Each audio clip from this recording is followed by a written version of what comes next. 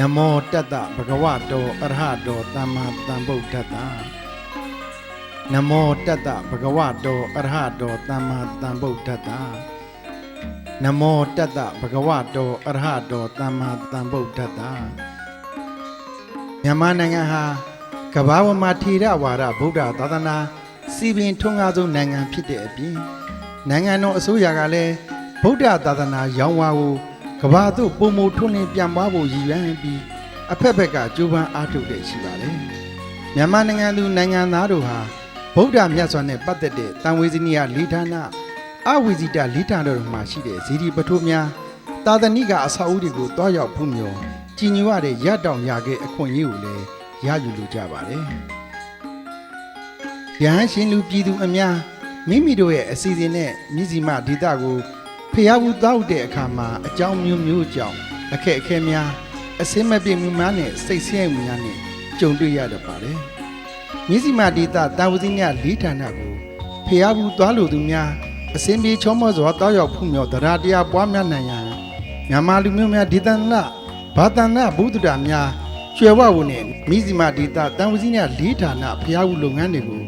ရဟန်းရှင်လူပြည်သူအများသွားရောက်နိုင်မဲ့သက်သာတဲ့နှုံနာနဲ့နိဗ္ဗာန်ကရုအဖြစ်ပို့ဆောင်ပေးဖို့အောင်ချမ်းသာဗုဒ္ဓဂယာဖျားဥဖွဲ့က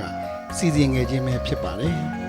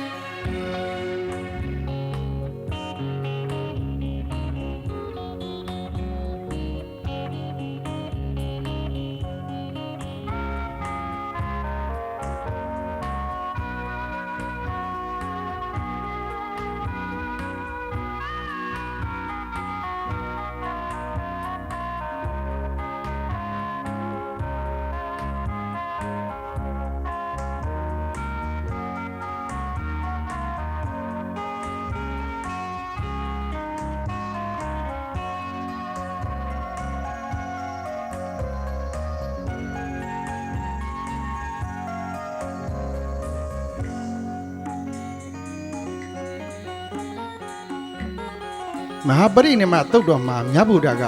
ထုတ်ဖော်ဟောထားမိန့်ကြားခဲ့တယ်လို့တန်ဝေဇနိယလေးဌာနကိုတစ်ခေါက်တစ်ခါရောက်လာခဲ့ကြပြီးဖူးမြော်ကြီးညိုတန်ဝေကပို့ခဲ့ကြရင်ဖြင့်ဤခန္ဓာပြတ်ကြွေတည်သည့်နတ်ဘဝမှာအပေဒုက္ခီတို့မလာရောက်မှုပဲကောင်းရာဘဝဘုံဌာနတွေကိုရောက်နိုင်ကြဖို့ရန်အောင်ချမ်းသာဖျားဥဘက်ကပို့ဆောင်ပေးဖို့စီစဉ်ငယ်ခြင်းဖြစ်ပါတယ်။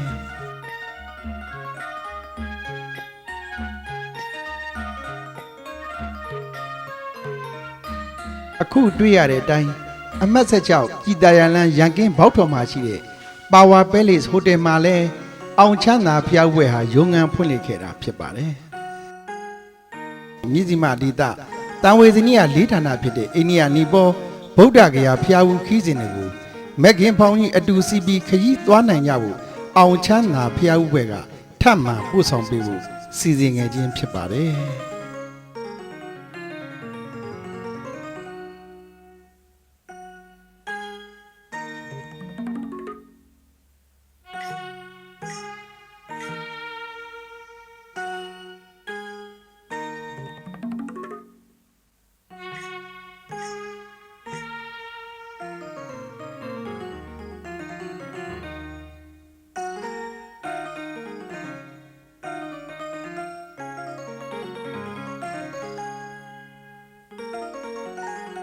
လို့ဆိုတို့ကကြောက်ခွာဝဲတွေပဲတောင်းသွားဆိုအဲ့ဒါမျိုးလေးပြဿနာရှိတတ်တဲ့အတွက်ကျမတို့ပဇင်းကနှစ်ရက်ပဲရမယ်ပေါ့နော်နောက်နေ့လေဒီရန်နာဖြစ်တဲ့နေရာပူပြရတယ်ကျမတို့လူထွက်လိုက်ပါတော့အဲ့ဒါဟိုဘက်တွေခီးရှည်218မိုင်ရှည်တယ်ပေါ့နော်အဲ့တော့အိတ်ကြီးတို့ညနေ9:00နာရီခွဲတည်းကတင်မယ်တင်ပြီးလို့ရှိရင်ဒီအိတ်ထဲကိုကျမတို့အချောနှစ်စုံအိမ်ရင်းဝတ်စုံနှစ်စုံထည့်ရမယ်ကြာကပဒေးလေးညနေရပေါ့နည်းနည်းဝတ်မဲ့ဝတ်စုံတို့ခါလေးထုတ်တာကျမတို့ရောက်နေပြောပြပေးပါဦးမယ်နည်းနည်းဝတ်မဲ့ဝတ်စုံတို့ထုတ်ပြီးလို့ရှိရင်အိမ်ရင်းဝတ်စုံနှစ်စုံနဲ့ညနေတော့ကအမျိုးသမီးအခက်ကြီးမိတ်ကထားတဲ့ဒီအိတ်ထဲကိုထည့်လို့ရတယ်အဲ့ဒါထည့်တာအဲ့တော့တာဝင်းကြီးနဲ့လုံးနေကြကျွန်တော်တို့အိတ်မချတ냐အိတ်ကြီးပဲမို့လို့တ냐အိတ်ပဲမို့လို့အဲ့ဒါခရီးလည်းမြန်အောင်ဒီအိတ်ကိုမချတော့ခုဒီနာအောင်ကြာမှဒီအိတ်ကျန်တာအဲ့ကျမှရောပြီးတော့ပြန်ဝတ်လို့ရတယ်တာဝင်းကြီးရဲ့လုံးဒီမှာကျွန်တော်တို့ငှက်ကြိကြီးပဲထည့်ရပါမယ်ကျွန်တော်ကိုရောက်နေတာပြောပြပြီးပါမယ်နော်အဲ့တော့ဒီမှာက2냐အိတ်ကြီးဒီမှာ230နဲ့အဲ့ရသွားပြီးတော့ဒီမှာ100နဲ့39မိုင်ခုလမ်းတွေကနည်းနည်းဆိုးသေးတယ်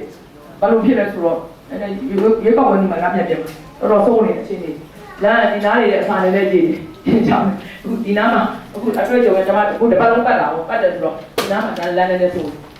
တယ်ဆိုးတယ်ဒါပေမဲ့အောက်ကားတွေလေးအိတ်ကားတွေမတတ်တာရှိလေးအိတ်ကားတွေမြင့်လည်းကားတွေအဲ့တော့ဒီမှာတရားအိတ်ကြီးရတယ်နေ့လည်သမီးစားပြီးရတယ်မင်္ဂလာပါရှင်အောက်ချမ်းသာဖျားဦးဘွဲ့နဲ့လိုက်ပါလာတော့ဖျားဘူးမိတ်ဆွေသူတော်စင်ပေါင်းတို့အောင်မြင်ရေးချမ်းသာကြပါစေကြောင်းဆုတောင်းမေတ္တာပို့သလိုက်ပါတယ်ရှင်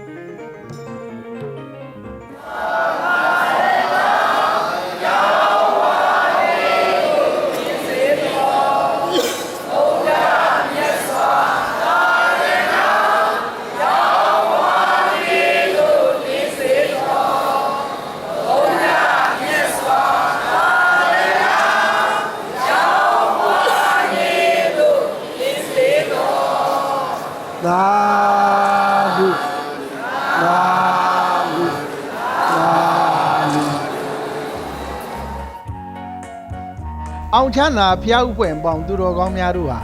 အိန္ဒိယနိုင်ငံနဲ့နီပေါနိုင်ငံမှာရှိကြတဲ့တန်ဝေဇနီယလေးဌာနကိုတွားရောက်ဖူးမြော်ကြီးညိုရဖို့အတွက်ရန်ကုန်မြို့မှာရှိတဲ့ရန်ကုန်အပြည်ဆိုင်ရာလေဆိပ်ကနေပြီးခရီးစဉ်ကိုစတင်ခဲ့ကြတာဖြစ်ပါတယ်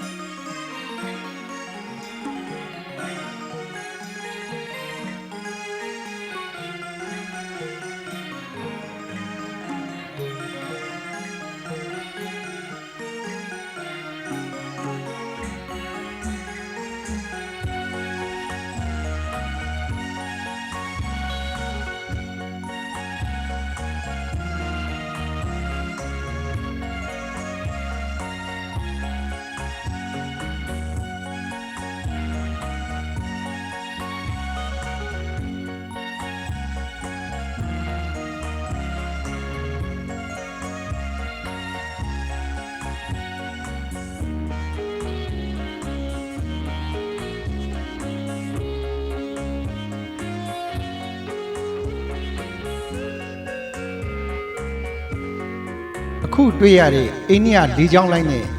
ရန်ကုန်အပြည်ဆိုင်ရာလေဆိပ်ကနေဆက်လက်ထွက်ခွာတဲ့အခါမှာအိန္ဒိယနိုင်ငံဗုဒ္ဓဂယာကိုလည်းတိုက်ရိုက်ရောက်ခွင့်ကြုံခဲ့ကြမှာဖြစ်ပါတယ်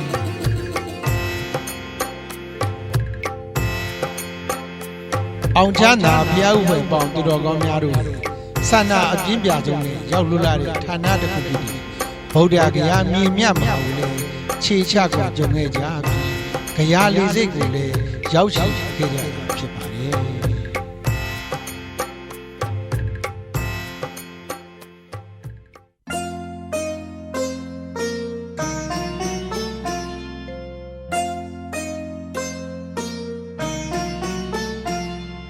နမောတသဗ္ဗဂဝတော Para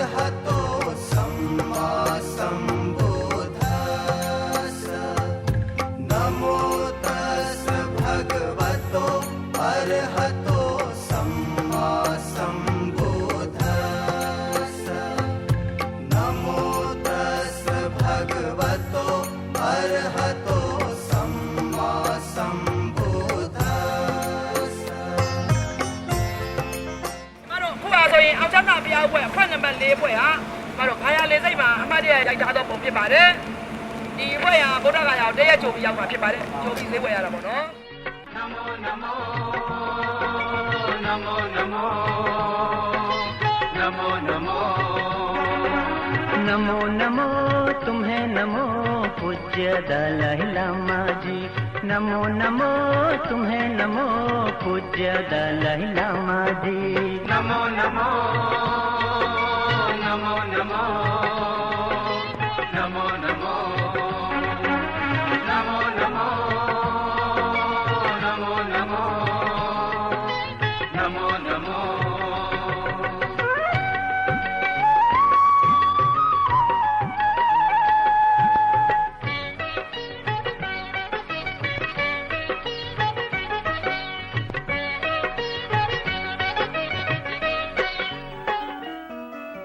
ခုဖျားများရောက်နေကြတဲ့ဗုဒ္ဓဂယာမဟာဗောဓိမြေပြင်ဟာထုမြတ်တဲ့မြေပြင်ဖြစ်ပါလေကဘာကြီးဖြစ်တဲ့အခါအရင်ဖြစ်ပေါ်ပြီး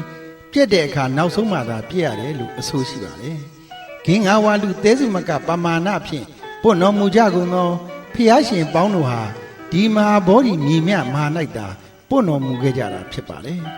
နောင်ပွတ်တော်မူမဲ့ဖျားရှင်ပေါင်းတို့ဟာလည်းဒီနေရာမှာပဲပွတ်တော်မူကြမှာဖြစ်ပါလေဒါကြောင့်မို့လို့လဲဒီမဟာဗောဓိမြေပြင်ကိုဖျားရှင်တကားတို့မစွန့်တဲ့အဝိဇိတဌာနလို့ဖျားရှင်ကိုရောမြတ်ကိုယ်တိုင်တတ်မှတ်ပြီးတော်မူခဲ့တာဖြစ်ပါတယ်။မြတ်ဗုဒ္ဓဟာအင်းကြီးတော်မှာနေတတ်တော်မူပြီးအာနာပါနကမ္မထံကိုစီပြန်အားထုတ်လို့လောကီဇာတမပတ်၈ပါးအဘိညာဉ်၅ပါးကိုလည်းဖြစ်ပေါ်စေခဲ့ပါတယ်။ညနေကျန်စည်းစာကြီးမှာဗုဒ္ဓဂယာမှာရှိတဲ့ဗောဓိပင်ရှိရာကိုကြွတော်မူတဲ့အခါတုဋ္ဌိယမြတ်ထံသမာပုံနာကတ်တူတဲ့မျက်ရှိစုပ်ကိုလည်းအလှခံရရှိတော်မူခဲ့ပြန်ပါတယ်။အလောင်းတော်မြတ်ဟာဗောဓိပင်ကိုလက်ရည်သုံးပန်လှည့်ပြီးအရှိအယမှနေ၍မျက်ရှိစုပ်ကိုကျဲပြန့်တော်မူရာ14တောင်အကျယ်ရှိတဲ့ဘဂဝါဇိနာအရှင်ရဲ့တဏှာရှိသည်များဆင်တဲ့အပရာဇိတပလင်တော်ဖြစ်ပေါ်ခဲ့ပါတယ်။ဖျားလောင်းတော်ဟာဗောဓိပင်ဖြစ်တဲ့ညောင်ပင်ကိုနောက်ခံပြုပြီးအရှိအယကိုမျက်နာပြုတဲ့အရေးအကျော်အယူအသွေးအသားတို့ခန်းချောက်ကြီးခန်းချောက်သွားပါစေဖယားမဖြစ်သည်မြယခုဖွဲ့ခွေထသောတင်မလင်းကိုဘယ်နည်းနဲ့မှမဖြတ်ဟု၍အင်္ဂါ၄ပါးရှိတဲ့ဝိရိယနဲ့ထိုင်နေတော်မူခဲ့ပါလေအဲ့ဒီအချိန်မှာတရားမြမနတ်တွေဝါနဲ့နဂါမင်းတို့ဟာလည်းအလောင်းတော်ကိုပူဇော်လာကြပါလေညနေကျန်အခါမှာဝတ္တဝရီနတ်ပြည်ကမာနရောက်လာပြီးလက်နဲ့ကိုယ်မျိုးနဲ့တိုက်ခိုက်ပြီးသူ့စစ်တပ်ချင်းနဲ့ပလင်တော်ကိုလာပြီးတော့လူခဲ့ပါတယ်မဟာတက္ကရီ103ခုကဆုံလပြီဗုဒ္ဓနေ့မှာနေမွန်ငင်မှာပဲဘေဝပုဂ္ဂမံလို့ခေါ်တဲ့ဝတ္တဝရီမာနကိုအောင်မြင်တော်မူခဲ့ပါတယ်မြတ်စွာဘုရားဟာမြင်ဥယျာမှာပုတ်ဝင်နိဗ္ဗာန်သာလို့တန်းကောင်ယံမှာဒိဗ္ဗဆက်စုဉာဏ်မိုးတောက်ယံမှာအာတုခေယဉာဏ်ဒီဟူသောဝိဇ္ဇာဉာဏ်၃ပါးကိုအစဉ်အတိုင်းရတော်မူပြီးတပ်ပြေညုတဉာဏ်ရှင်ဖရာသခင်ဖြစ်ခဲ့တာကတော့အခုဖရာများရောက်နေကြတဲ့ဗုဒ္ဓဂယာမြင့်မြတ်မဟာမာပဲဖြစ်ပါတယ်။လင်းစေတော်သာသာတုဘုချင်းတော်စေမီပူဇော်ပါ၏ရှင်မြတ်ဥပနိယပစ္စယောဥရေသတာပစ္စယောပစ္စတာပစ္စယောအာတေဝတိပစ္စယောကာမပစ္စယောဝိပါကပစ္စယောအာ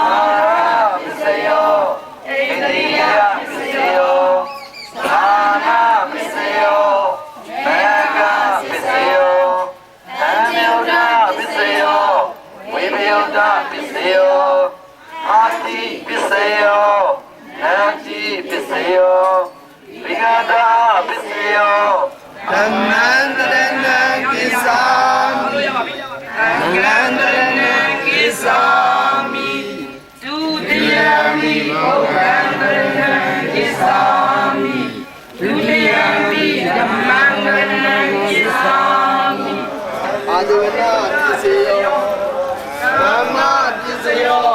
ဝိပါကပစ္စယောအာရပစ္စယော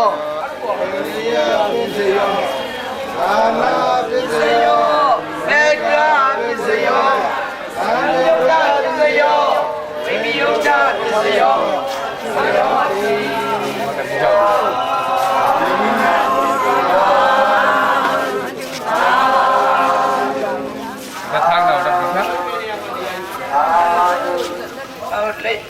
လက်ရရဲ့ဘယ်ဘက်ကိုကပ်ပြီးဝင်မှာမယ်နော်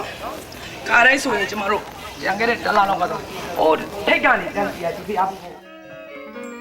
ချစ်သားအနန္ဒာမာဂရာတိုင်ဥရဝေလာဆိုတဲ့တောအိုရှိယဂယာမြို့အနီးရှိနေတစာမြေကမ်းအနီးဗုဒ္ဓဂယာယတ္တိတာဟာအတုမရှိမြတ်စွာသောအရဟတမေဉာဏ်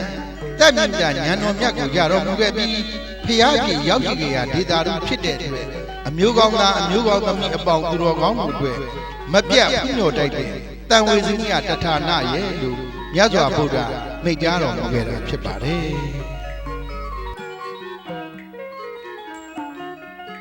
မဟာဗောဓိဇီတော်ကြီးအတွင်းမှာတော့ဖျားအစစုပွတ်တော်မူရာအထိမ့်မှအဖြစ်ဘူမိဘတ်တာဆင်းတော်ကြီးကိုလည်းအာပါတရကြီးညိုစွာဖူးမြော်ခွင့်ကြုံရတာဖြစ်ပါတယ်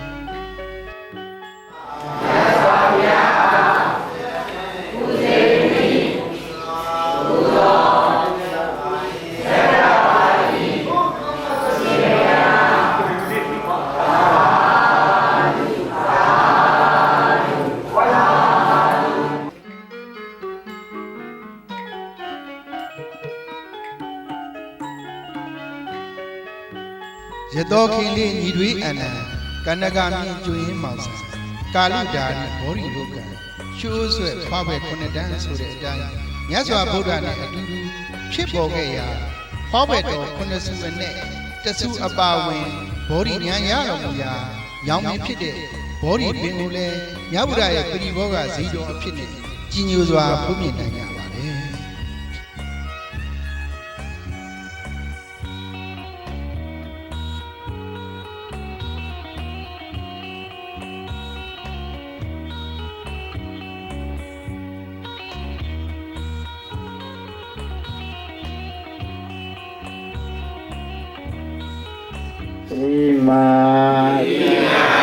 ပဒုမစီဝရံဗုဒ္ဓသာသူစေမေဣမပဒုမစီဝရံဗုဒ္ဓသာဘယသူစေမေပူဇော်သက္ကပါယရှင်ဖယား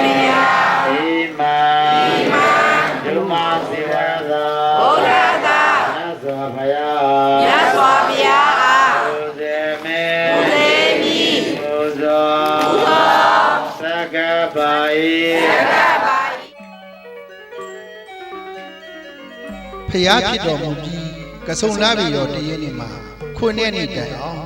ဂရေတသိမ့်မကညာလာစွာသောအရဟတပူစတုထဇံသမာပတ်တို့ကိုဝင်စားလေဝိမုတ်ကြီးချမ်းသာကိုခံစားသုံးဆောင်ပြီးပရိစ္ဆသမုပ္ပါတရားတော်အနုလုံးပရိလုံးနှလုံးသွင်းဆင်ញင်တော်မူလျက်ခုနှစ်ပတ်လုံးအပရာဇိတပလင်ထက်မှာပဲစံနေတော်မူခဲ့တဲ့နေရာကိုတော့ပထမတတ္တာပလင်ကတတ္တာဌာနလို့လည်းခေါ်ဆိုခဲ့ကြတာဖြစ်ပါတယ်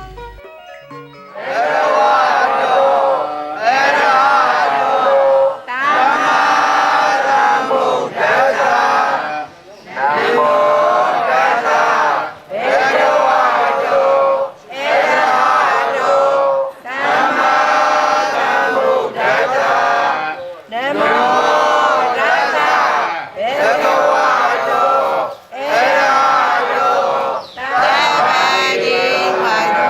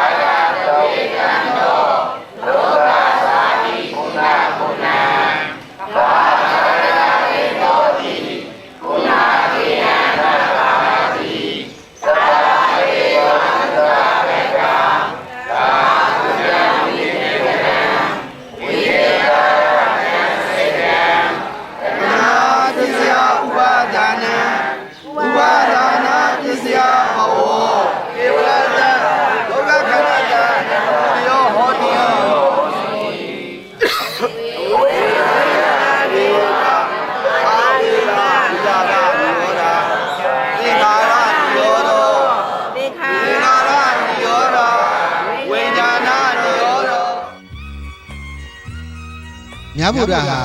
နတ်မြတ်မာတို့ရဲ့ယုံမှားတန်မြတ်ကိုပယ်ရှားအံ့သောမှာကောင်းကင်ကိုပြန်တဲ့ပြီးရေမိအစုံစုံတကိုးပြားကြီးဟာပြသတော်မူခဲ့ပါတယ်အပရာဇိတပလင်တော်ရဲ့အရှိမြောက်ရမှာမမကြန့်ခိုင်ရွှေတုရင်တန်ခဲ့သူရတော်မူပြီးဤအပရာဇိတပလင်တော်၌တပ်ပိဋကရွှေရင်တော်ကိုရအလီတကားလို့စဉ်းစားဆင်းတော်မူကားပလင်တော်နဲ့ဗောဓိပင်ကိုကဆုံလာပြီးရှိရနေတာလေပြီး14ရက်နေ့မျက်လုံးတော်မမိတ်ဖဲ9ရက်တာကြည့်ရှုခဲ့တဲ့နေရာကိုတော့ဒုတိယတတ္တဟာအနိမိတ်တတ္တဟာဌာနလို့လည်းခေါ်ဆိုခဲ့ကြတာဖြစ်ပါတယ်အဲ့မှာပထမ1ရက်2ရက်3ရက်3ရက်တခါဘာမှလည်းဖြစ်ပါမလာသေးဘူးဒါကြောင့်အဲ့မှာ3ရက်3ရက်တဲ့အခါမှာဘာတွေဖြစ်လာလဲဆိုလို့ရှိရင်အဓိကအဲ့ဌာနတွေမှာမြတ်စွာဘုရား3ရက်3တာဒီမိမိဖျားဖြစ်လက်တယ်ရှင်တဲ့ကဘာတသိန်းပါရမီပေါင်းမြတ်စွာဖြစ်ခြင်းခေပြီးမှဒီဘောဓိပင်အောင်မှာငါဖျားဖြစ်သူရောက်ရှိပါလားဆိုတော့ဒီတကယ်ကိုပရဏပိတိကွမ်းစီဒီကေသောဝမ်းစာလို့မဆုံးကျင်းလို့မဆုံးဖြစ်တဲ့အတွက်အဲ့နေရာကလည်းပဲအဲ့ဘောဓိပင်ကိုပဲမြတ်စွာဘုရားကအဓိကဝင်စားတာဖြစ်တယ်ဗောနော်အဓိကသစိမ့်စိမ့်ကျင့်နေတာဖြစ်တယ်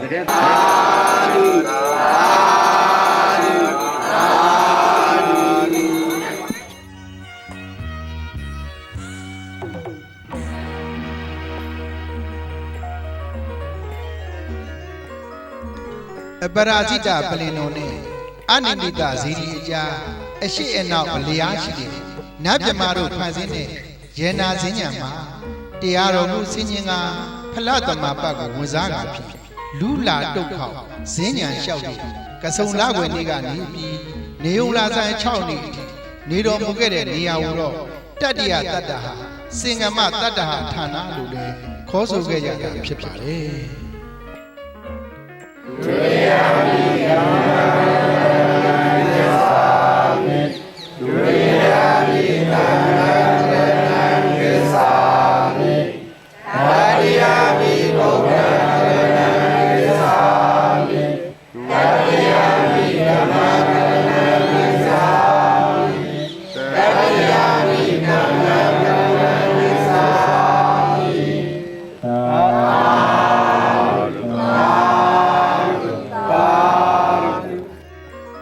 မြတ်စွာဘုရားဟာမဟာဗောဓိရဲ့အနောက်မြောက်တော့ရမှာနတ်မြမာတို့ဖန်ဆင်းအပ်တဲ့ယေနာဂရရွှေမှာထက်ဝဲဖွဲ့ခွေးစံတော်မူကအဘိဓမ္မာပိဋကတရားတော်များကိုသုံးသပ်ဆင်တော်မူခဲ့ပါတယ်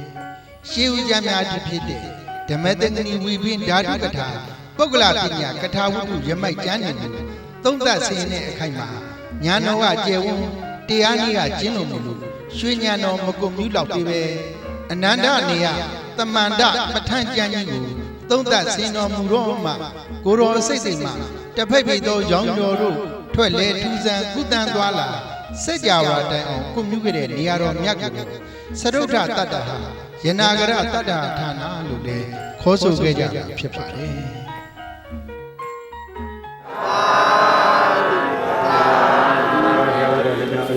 လေခုမြောက်တာတတ္တဟာ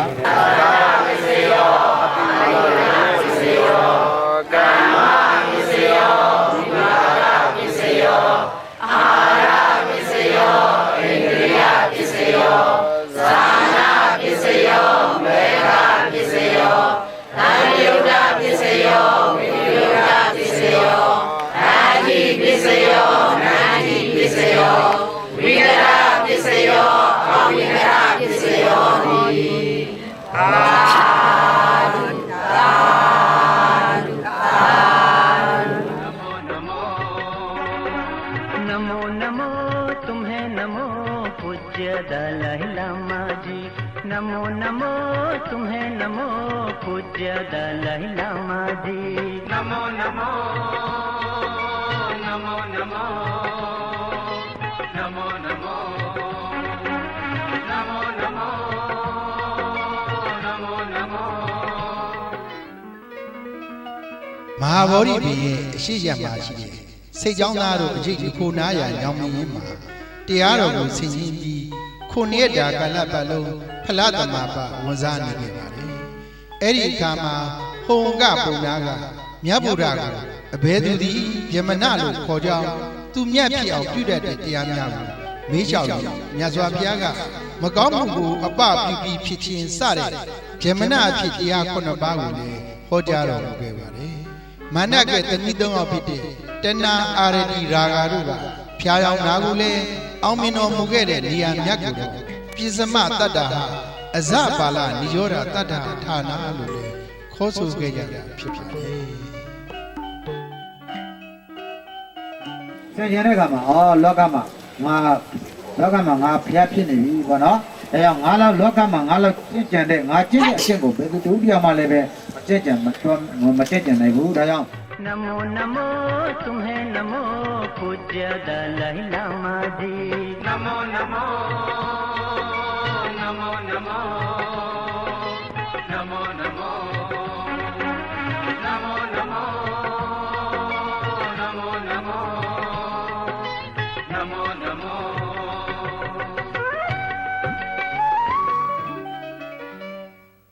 မဟာဗောဓိပင်ကနေပြီးအရှိတောင်မောဇနာအိုင်ကြီးပင်မှာမြတ်ဗုဒ္ဓသတင်းသုံးတော်မူစဉ်အခမဲ့မူကြီးရွာဖြိုးသွန်းဆွေခဲ့ပါတယ်မောဇနာအိုင်အောက်ရှိတဲ့မောဇနာနဂါမီဟာမိမိကိုယ်တိုင်ယေနာပြတ်တဲ့ကိုခံစင်းနိုင်ပြီလေဝေယဝိဇ္ဇကောင်းမှုအလှဖြစ်ဖို့မိမိခန္ဓာကိုယ်အတ္တဘောကိုကြီးစွာဖန်ဆင်းပြီးမြတ်စွာဘုရားကိုအချမ်းအပူမှတ်ချေခြင်းရဲ့တို့မထိပါမနှိမ့်ဆက်နိုင်သည်ဟန်အခွေခုနကရစ်ပတ်ကာယံတဲ့ဥအောင်တော်တက်မှာဗေပြင်းနဲ့ဖြန့်ကျက်အုံမှုဆောင်းမှုဟာခုနှစ်ရဲ့တည်င်းသုံးတော်မူခဲ့တဲ့နေရာတော်မြတ်ကိုသတ္တမတတ္တဟာမောဇရိနာတတ္တဟာဌာနလို့လည်းခေါ်ဆိုခဲ့ကြတာဖြစ်ပါလေဒုတိယမိဓမ္မံဗရဏံကိစ္ဆာမိဒုတိယမိသံဃံဗရဏံကိစ္ဆာမိတတိယမိဘုရားဗရဏံကိစ္ဆာမိ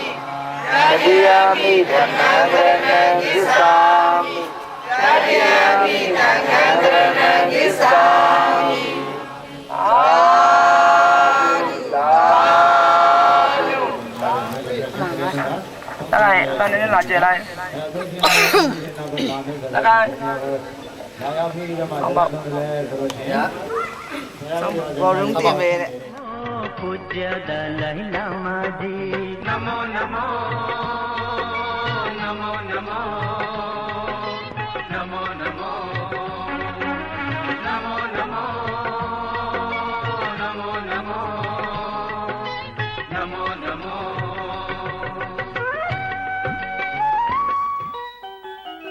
မဟာဗောဓိပင်ရဲ့တောင်မျက်နှာမှာရှိတဲ့လင်းလွန်ပင်ဖြစ်ရာရာဇာကြရဏတတ္တနာမှာအရဟတကိုချမ်းသာကိုခုနှစ်ပတ်လုံးခံစားကသတင်းသုံးခဲ့ပါတယ်49ရက်ပြည့်ပြီးဝါဆိုလာသန်း9ရက်နေ့မှာမြတ်စွာဘုရားရဲ့မျက်နှာတိလို့တဲ့အကြံကိုတရားမင်းဟာတိလို့စေဂျဇူသည်ကိုညိုတံဘူးအနောတရီတို့ကိုဆက်ကထူထမ်းခဲ့ပါတယ်အဲ့ဒီအချိန်မှာဥက္ကလာဇနပုတ်မှာတပုတ်တာနဲ့ဗလိကဂုံသင်ကြီးတော်တို့ကဆွေမျိုးတော်ခဲ့မှုတဲ့နတ်ကပြောကြားချက်ရမြတ်ဝုဒ္ဓကိုအသင့်ပါလာတဲ့ကြွက်ကျင်မှုနဲ့ပြားစုံမှုတွေဆက်ကထူထမ်းခဲ့ပါတယ်မြတ်ဝုဒ္ဓဟာစတုမာရိနာမည်ကြီးလေးပါဆက်ကတည်းကြောက်ညိုသပိတ်နဲ့ခံတော်မူပြီးဂုံသင်ကြီးတော်တို့ကိုဒွေဝါစိကတဏ္ဍကိုတည်စေပြီးဥကောင်းတော်ကိုသုံးသပ်ကဆံတော်များပိသနာတော်မူခဲ့တဲ့နေရာကိုတော့တတ္တမတတ္တဟာရာဇာကြရဏတတ္တဌာနလို့လည်းခေါ်ဆိုခဲ့ကြတာဖြစ်ပါတယ်အလောင်းမတ်မှုတွေဖြစ်တယ်နော်လက်စကိုရလုံးလုံးဘာမှလည်းမသုံးစားဘာမှလည်းရေးလည်းမသုံးရေးလည်းသုံးဆောင်ခွင့်မရှိသာယာသာဒုတိယမိဘုရားတရဏံကိသာမိဒုတိယမိဓမ္မံတရဏံကိသာမိတတိယမိဘုရားတရဏံကိသာမိတတိယမိဓမ္မံတရဏံကိသာမိတတိယမိသံဃံတရဏံကိသာမိသာဓုသာဓုသာဓု ရောင်းဝါလေးကိုလင်းစေတော်ဗုဒ္ဓမြတ်စွာဘုရားရောင်းဝါလေးကိုလင်းစေတော်ဗုဒ္ဓမြတ်စွာဘုရားရောင်းဝါလေးကိုလင်းစေတော်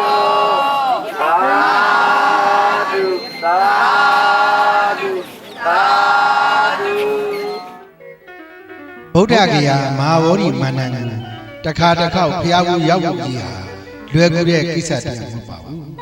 အခက်အခဲအမျိုးမျိုးကိုကြော်လွှားပြီးမှဖြစ်ရတာကြောင့်ရနိုင်ခဲ့တဲ့ဒုံလဘကိစ္စတရားလို့လည်းဆိုရမှာဖြစ်ပါတယ်အဲ့လိုကြုံခဲ့ကြုံတော့ဗုဒ္ဓဂယာမဟာဝေါဒီဖျားဘူးအခွန်ကောင်းကိုရခဲ့တဲ့အတွက်ဝမ်းမြောက်မစိုးပီတိဖုံးရတဲ့အပြင်ဖျားအစူးစူးပွတ်တော်မူရာမဟာဝေါဒီပင်ချင်းမှာစံဂီတာကိုပယ်ချပြီးသာသနာ့ဘောင်ဝုံကိုရာချင်းတွေကြည်နူးပြုံးပြော်ကိုကြုံခဲ့ကြတာဖြစ်ပါတယ်အားလုံးကြားကြသမျှအမြအမြအမြပြုတော်မူကြပါကုန်လောသာဓုသာဓုဘာနုကမ္မပါဒာယဗန္တေရှင်ဘယဗန္တေရှင်ဘယကလဝဒဒုက္ခနေတရနေဝါဟိကာပိတိကသိနေနာပိစရုဒီပါဇာသံဃောတိကတ္တယတသကာယေဘဝတိယပေတေဝရမေဝါဟိကာပိတိကသိနေနာပိစရုဒီပါဇာဗုဒ္ဓဓမ္မောသံဃောတိဘယတရားသင်္ဃာဟု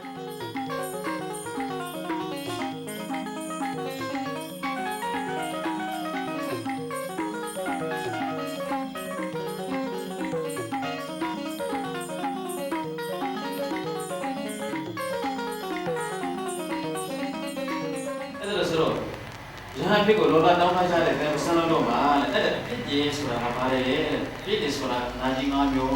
ဟုတ်သလားဒီနာကြီး၅မျိုးတစ်မျိုးမျိုးရှိတဲ့ပုဂ္ဂိုလ်ကလည်းနှုံးဆက်ဖြစ်တဲ့အတွက်တော့နေပြီးအဲ့ဒီယောဂရှိလို့ရှိရင်လည်းရဟန်းဖြစ်ကိုများတယ်နော်ရဟန်းလို့မရဘူးဒီလာတော့ခန္ဓာကိုယ်မှာပိုင်းရတဲ့ကိုယ်ကြီးဝေးဆွေးခဲ့တဲ့ယောဂနာတွေ့နော်နောက်ပြီးတော့ပတ်မှာတော့စိတ်နဲ့ယူခဲ့တဲ့ယောဂဟုတ်တယ်ကြားဘူး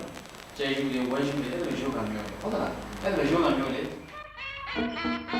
တရားအဆူဆူပွတ်တော်မူရာဗုဒ္ဓဂယာမြေမြတ်မဟာရောက်တွင်းရောက်ခိုင်အောင်ချမ်းသာဖျားဝင်ပေါင်သူတော်ကောင်းများတို့ဟာတိမ်စင်းလောက်လူကိုကြုံတာကိုလည်းအခုလိုဝမ်းမြောက်မဆုံးပီတိတပြုံးနဲ့တွေ့ခွင့်ကြုံခဲ့ကြတာဖြစ်ပါတယ်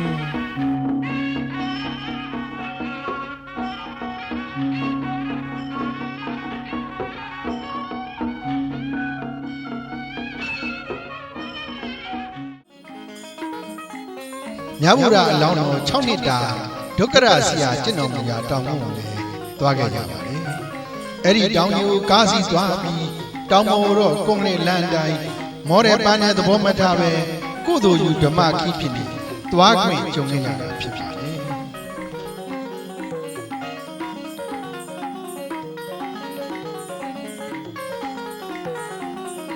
။အခုဖူးမြင်ရတဲ့ဘုံကတော့မြတ်ဗုဒ္ဓကိုတော်မြတ်ကြီးဒုက္ခရစီယာကျင့်ဟာပုံတော်ပဲဖြစ်ပါတယ်။